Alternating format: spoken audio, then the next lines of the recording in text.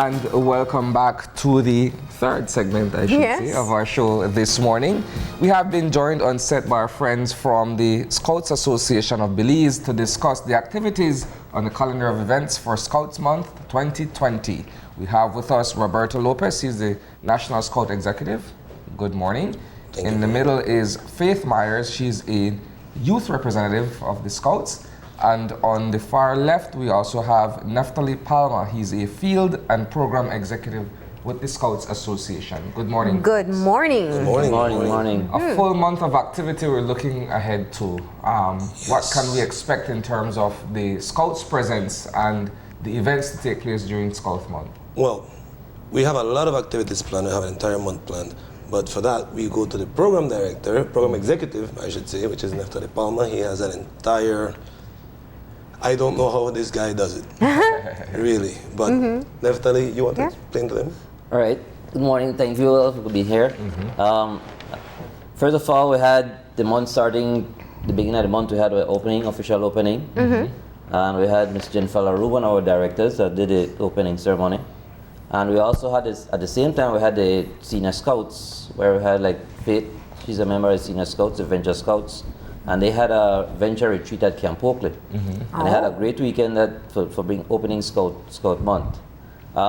We also have coming up, we had this for this past week, we have a recruitment drive, getting new scouts as well. We have a community service day, scouting for blocks that was supposed to happen on Saturday. You all know that we are getting our building. And we normally do scouting for food. But this year we decided to do some scouting for blocks, so that we asked the scouts to go out this year to get some blocks for our building that we are hoping to get by the end of this year. So that was a little different that we did in the program. This is the building that's being constructed near the House of Culture? Yes. Yes. Yes, yeah. And groundwork has been done with it already. We have the piles in already. They have filled up the lot and everything. So we're expecting to get our building pretty soon. Yesterday we had a treasure hunt. Some of the scouts groups, they had a treasure hunt around their neighborhood as well. And so they were involved with that. Today is supposed to be Flashback Monday, so we're supposed to see some old pictures of when Faith was a little Cub Scout. Oh, like that one? There we go. Yes. All right. Yeah. And then on Wednesday we have Good Turn Day, where all the scouts go out and try to do a good turn. I mean, we're supposed to be doing it every day, but it's a special day, so we try to do it a little bit more. Yeah. That's like helping the elderly cross the street, do different stuff like that. Yeah. There's a lot of ways that things could help. And then this weekend we have our Scout Commissioners Gala that will be taking place at the Radisson. And that's supposed to be a big night for us as well. We have a lot of things planned for that. We have some award ceremony and things like that will happen for that. So we look forward to that as well. It's a fundraising for the association as well to help us with our program. Let me ask you a quick follow-up question here. How active has the Scouts Association been in terms of recruiting new members and, of course, the work that it does across the country? Well, can I answer that question real quick? Sure. To answer your question, we have been growing. Lately, I can tell you that we are about 600 members new. Oh, wow. We have presence in Aguacate. Do you know where Aguacate is? Yeah. There. Deep South. We have Cub Scouts and Ventures in Aguacate. Fantastic. Yes, we have in San Pedro, Colombia. We have Cub Scouts and Ventures in San Pedro, Colombia. We have touched base at Halacte, and Halacte is very promising, and it's upcoming Scout group there as well. Nice. We also have in Bella Vista, Scout group opening in Bella Vista. We had Orange Walk up lately, so we are growing. Numbers are coming, and we are growing and making a big hit, which is good. So children are definitely interested, but I know you always need adult volunteers. Have you been getting equal interest from people who want to be Scout leaders to help to groom the kids? Actually, yes. Good. We have gotten, for example, help from different managing authorities. For example, in the Toledo area, we have gotten Father Matt, who he's really into it. Yeah. So he has identified a couple teachers in his school. Nice. So St. Peter Claver is actually doing recruitment at this time. Nice. So the adults are seeing the value of what scouting is, and that's what we are building on. No? And we still have some scouts, some forever scouts, right? Like those who grow up in it and still stick with it even into adulthote. Fate. How long Once a scout, always a scout. So how long have you been a Scout Fate? 12 years this year. How old are you now? 18. 18, okay. Most of our life. And you are a Venture Scout. Yes. So what does that mean? It's the oldest section of the Scout because there's Cubs, then there's Scouts, then you become a Venture.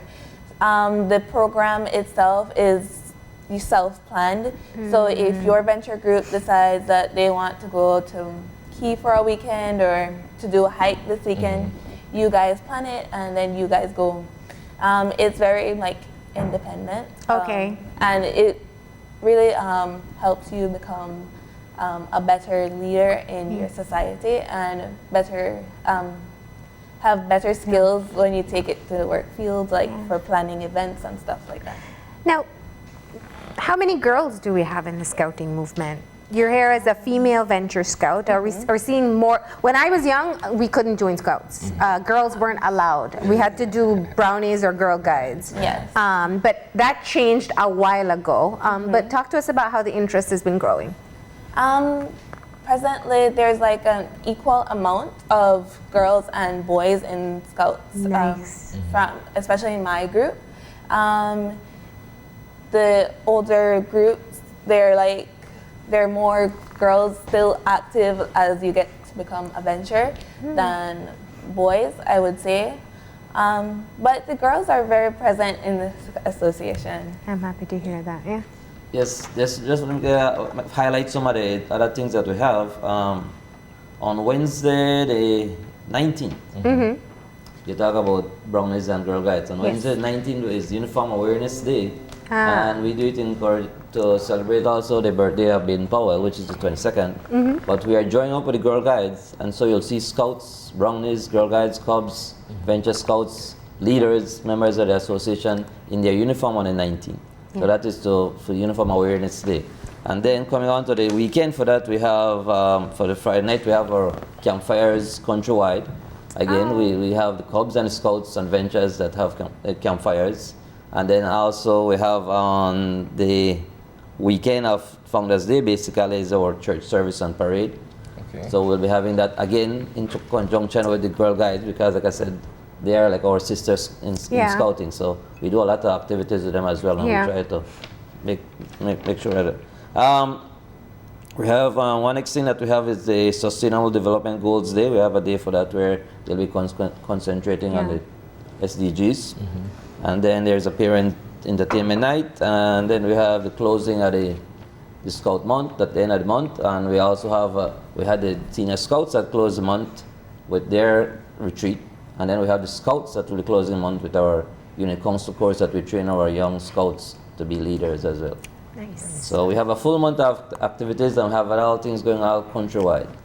How does the idea of training new up-and-coming leaders come across to persons who are already in the Scouts who have that ambition? Is it an easy transition to get them on board to teach them these leadership skills or this transition? Well, to answer your question in a nutshell, the Scout Association follows the Scout method, which is the learning by doing. If you would like to put a term to it, it's andragogy. Where you actually go out on the field and actually do what you need to learn, and then it's trial and error, and you learn from it. So it's basically a smooth transition eventually. All right. Why do you think, as the world and kids are distracted by the technology that grows, why do you think that there still continues to be a consistent interest in Scouting? Because it's very outdoors. It's actually, it feels like the opposite of where the digital world is going, but still very relevant and important. Why do you think that's still there? Well, it's not like we're taking out technology from Scouting. Okay. It's not. For example, I don't know if you have noticed there's an app, Sky Map, where you can actually have the Scouts out in the wild and take your phone and look at the constellations. Observe the stars, yeah. So it's you So you incorporate. still use it, yes, okay, you incorporate good. many things into what is the Scout movement. That's so good. It becomes very catching and attractive to the child. But when you're at camp, I mean, you're not like texting and scrolling through Instagram or TikTok.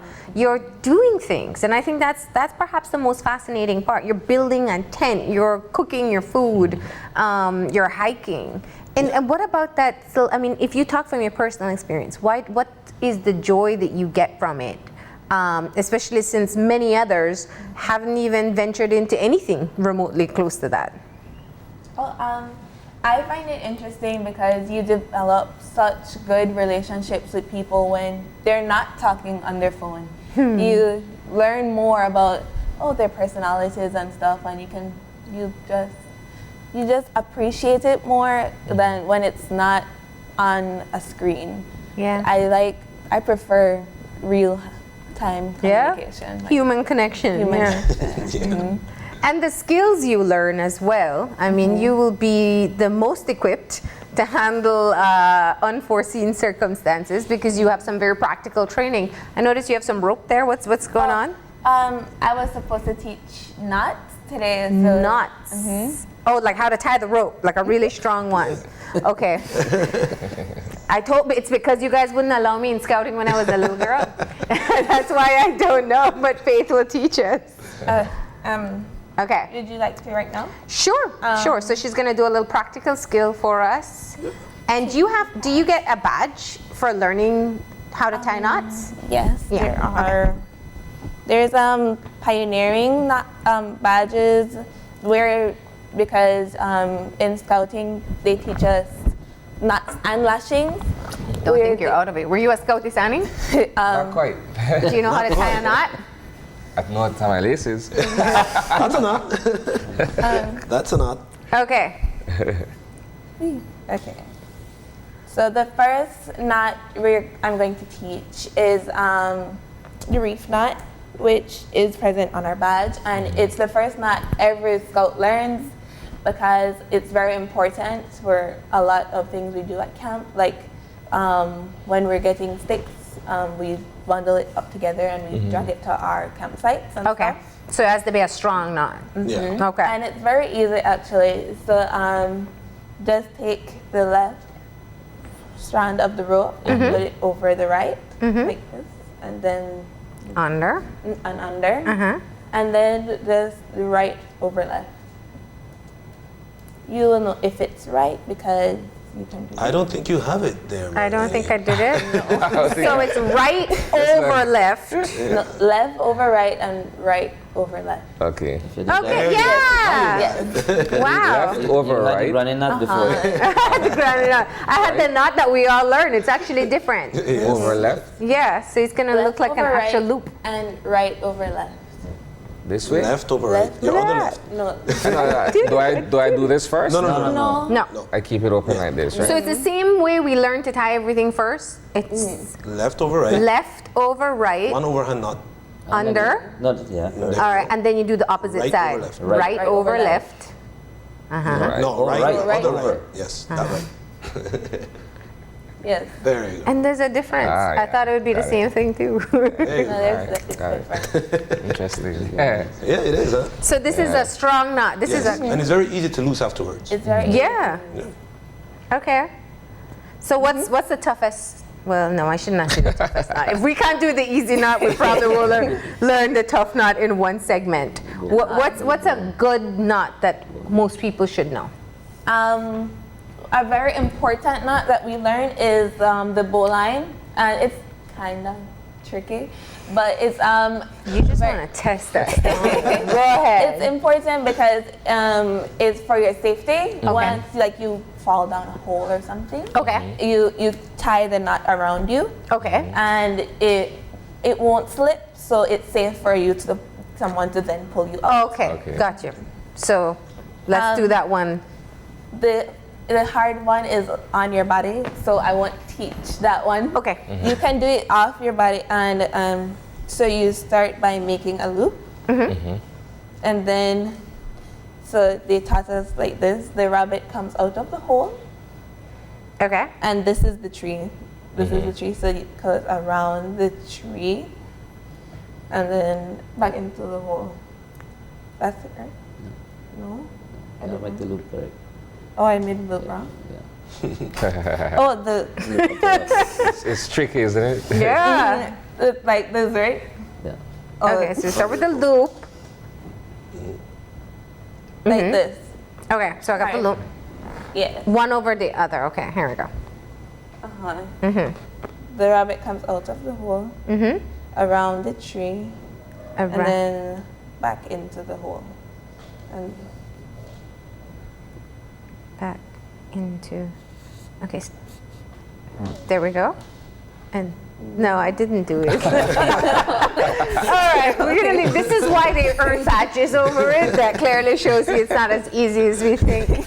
That was interesting, and that's part of what the appeal is. Sometimes too, for parents to get the kids involved, the life skills that they learn along the way, and also the camaraderie that you build. You also travel quite a bit too. You guys go to scouting trips outside of Belize. Yes, we do, Still? yes. Travel a lot. Yeah. have Even been within the country. Yeah. Yeah. I mean, we know the country very well. We know Central America, South, North America, right down. Like I said, I've been as far as South Korea. Nice. So that was an Just through interesting- scouting. Just through scouting. I've been Yeah. all over the place. So Yeah. I mean, last year I went to Peru. That was amazing. Nice. Yeah. And for you, Faith, where is scouting taking you? the furthest so far, Guatemala. Okay. All right.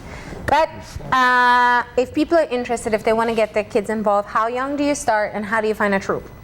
Okay. The youngest age that we currently manage is 7-year-olds. Okay. We go from 7 to 21. Okay. The 7 to 11 are the Cubs, and then the 11 to 15 are Scouts. Then from 15 to 21, then we have the Venture Scouts. So Faith is between the ages of 15 and 21. Okay. Alright? So we actually station right out of schools. Most schools have a Scout group. So check with the school. If the school does not have a Scout group, then you can call the office at 223-7216, or you can contact Mr. Nephtali Palma if you're in the city. And in the other districts, well, we have Scouts in Corozal, Orangewa, Belize, all the way down to Toledo now. So we're proud to report All the that. way to Halakte. All the way to Yeah. Halte, imagine. All right. Well, thank you very much for coming in and telling us all about what you guys have planned. Best of luck and enjoy thank the you. celebration. Thank you very much. Thank you. All right, we're going to go ahead and take that final break. When we come back, we'll have our wrap up, so stay tuned.